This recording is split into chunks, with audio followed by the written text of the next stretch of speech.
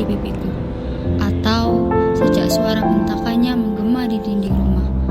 Mungkin di depan hakim aku hanyalah saksi, namun aku juga saksi dari hidupku sendiri, korban kekerasan selama ini.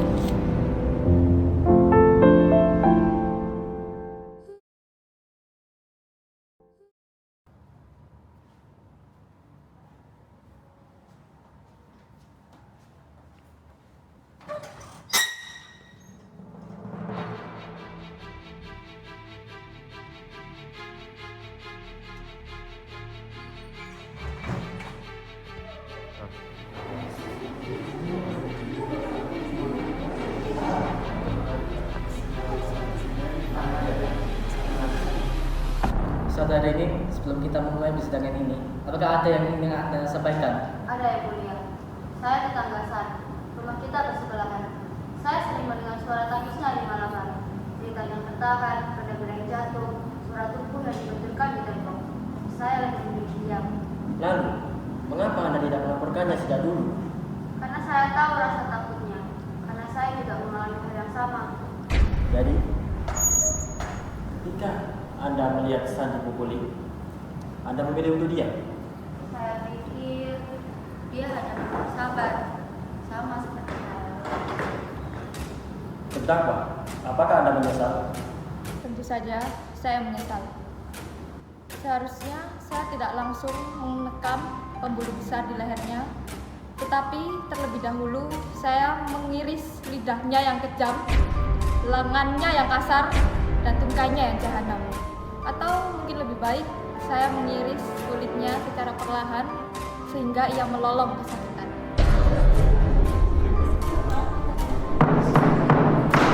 Anda membunuh seorang pria yang telah menjadi kepala keluarga. Kepala keluarga? Kepala keluarga macam apa yang pulang dengan bau alkohol dan lebih sering mencekik daripada membelah?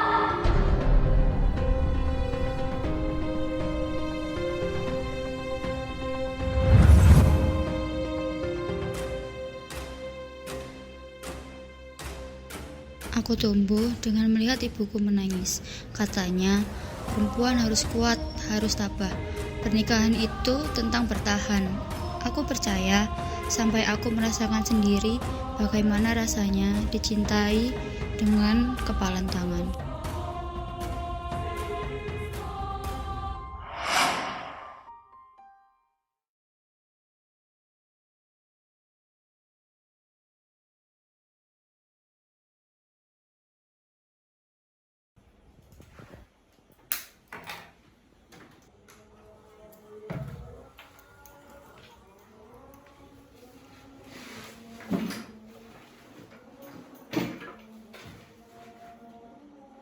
Mau pakai ini Ih, aku mau pakai ini juga. Iya, punya aku. Ih, kamu ngapain sih kan Udah, jangan sampai teriak lah. Kamu diem aja deh.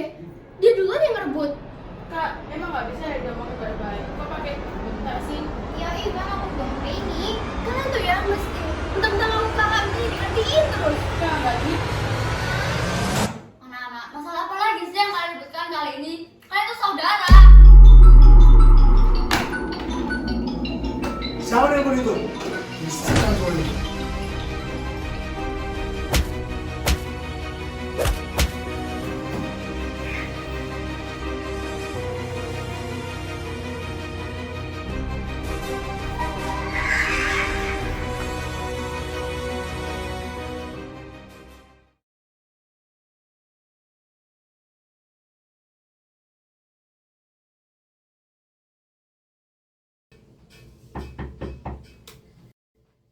Siapa?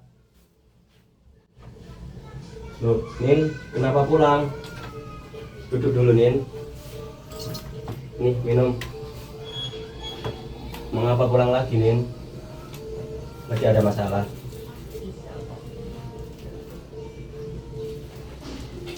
Yang tenang ya, yang tabah. Memang pernikahan itu penuh dengan cobaan dan pertengkaran. Tetapi dulu aku dan ibumu juga sering begitu kok.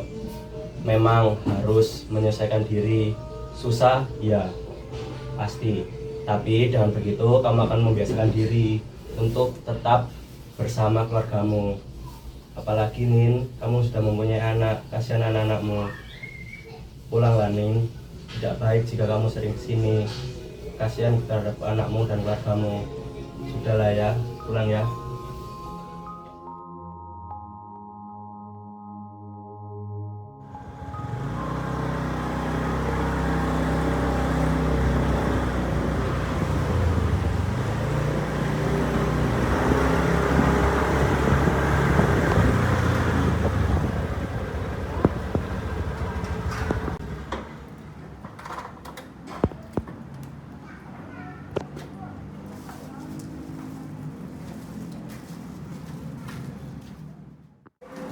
Permisi. Assalamualaikum. Siapa itu? Ini aku ya.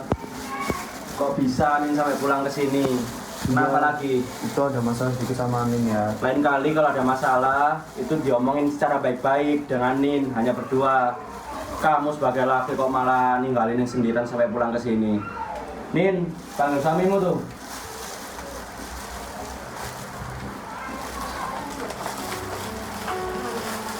Sudah, kalian duduk berdua di sini. Bapak tinggal dulu.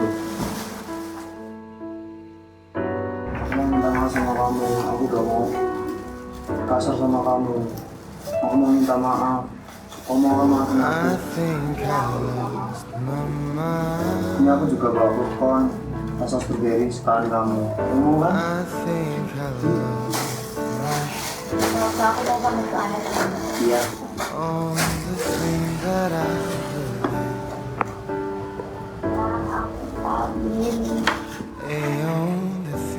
Ya, kalian sudah mau pulang. Gimana? Udah selesai? Lain kali jangan begitu lagi. Dirasain secara benar. Udah, hati-hati ya. Kamu juga nih, hati-hati. Jangan pulang-pulang terus. Hati-hati. Iya.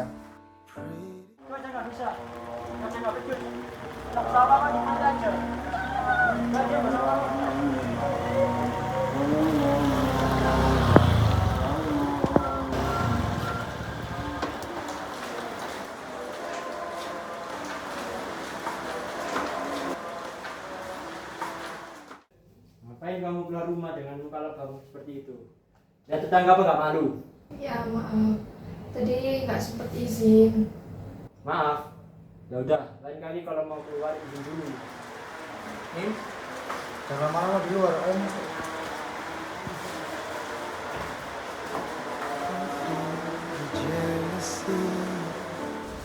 Dia selalu begitu, mengubah kesalahannya menjadi sesuatu yang harus kupahami. Katanya, aku keras kepala, terlalu lemah. Aku tidak tahu cara mencintai dengan benar. Aku bodoh sampai aku percaya itu.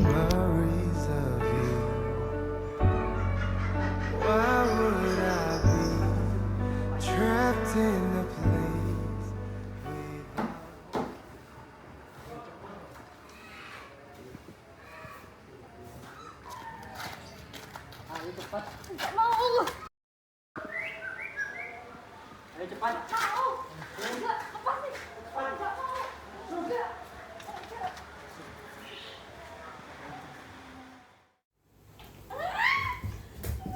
Saat perempuan bodoh. Kamu pikir bisa kabur dariku?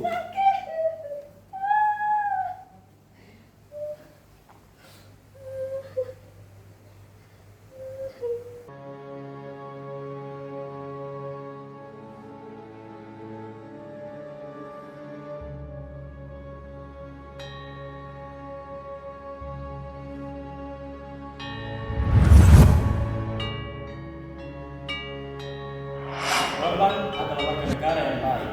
Sebelum bekerja, ia selalu mengantarkan anaknya pergi ke sekolah. Tetangga mengatakan itu hanya pertengkaran biasa. Pertengkaran biasa? Anda bilang itu pertengkaran biasa? Saksi sudah berapa kali melihat korban dipukul, tapi tetap saja terdakwa bertindak berlebihan. Saksi, ada yang ingin disampaikan. Anda adalah saksi kunci. Beritahu kami, apakah benar tetangga San dengan sengaja meninggal? San mencoba melindungi dirinya dan anaknya. Dia hanyalah seorang ibu yang ingin menyelamatkan masa depan anaknya dengan mengorbankan hidupnya sendiri.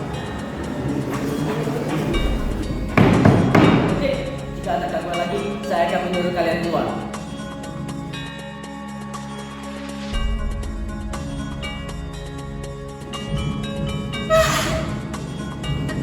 tidak berlebihan. Saya ingin mengajukan pertanyaan sederhana yang mulia. Siapa di sini yang melihat luka lebam di wajah seorang perempuan tapi memilih diam? Siapa di sini yang mendengar suara tangisan di balik dinding tapi itu bukan urusan saya? Dan siapa di sini yang mengatakan bahwa seorang perempuan teraniaya itulah hanya pertengkaran rumah tangga biasa? San bukan monster, dia bukan pembunuh berdarah dingin. Dia seorang istri, seorang ibu, seorang perempuan yang hidup bertahun-tahun yang tidak pernah diberikan. Jangan salahkan dia karena bertahan. Jangan salahkan dia karena akhirnya melawan.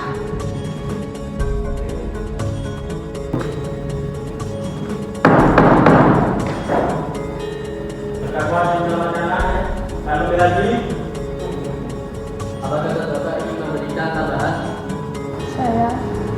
Saya hanya ingin ketenangan. Korban adalah warga negara yang baik. Dia seorang guru sekolah dasar, terkenal dengan sopan santun dan ucapannya. Semua orang mengenalnya sebagai pria penyayang dan ayah yang baik. Ayah yang baik. Lalu bagaimana dengan luka-luka yang didapat oleh terdakwa? Bagaimana dengan kesaksian para tetangga yang mendengar cerita setiap malam? Bagaimana dengan laporan medis yang menunjukkan cedera lama atau baru pada tubuhnya? Terdakwa bisa saja mengarang alasan itu. Tidak ada bukti visum yang menunjukkan kekerasan sistematis ini. Ini adalah pertengkaran rumah tangga biasa. Pertengkaran rumah tangga biasa tidak membuat seseorang harus berlari dari rumahnya. Anda tahu kan?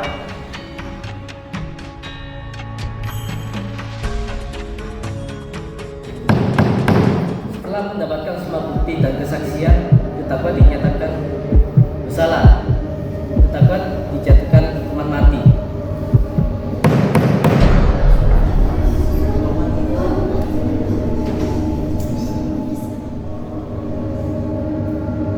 Tidak apa, mungkin ini yang terbaik. Pretty sure you're no longer inside my veins. Aku sudah terlalu lama diam. Aku melihat anakku menangis, tapi aku lebih takut pada amarahnya. Aku membiarkan semuanya terjadi.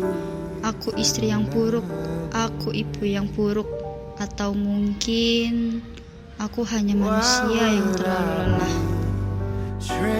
Aku ingat kata-kata terakhir San. Bila lelah, kau boleh menyerah. Aku akhirnya mengerti maksudnya.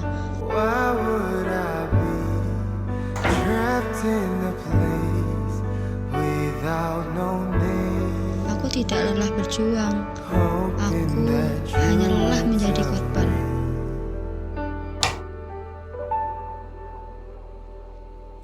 I think I lost my faith.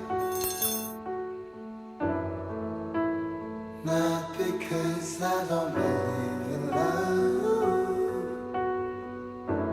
but as long as I remember, love always brought me down. Love always brought me down. I'm sinking my own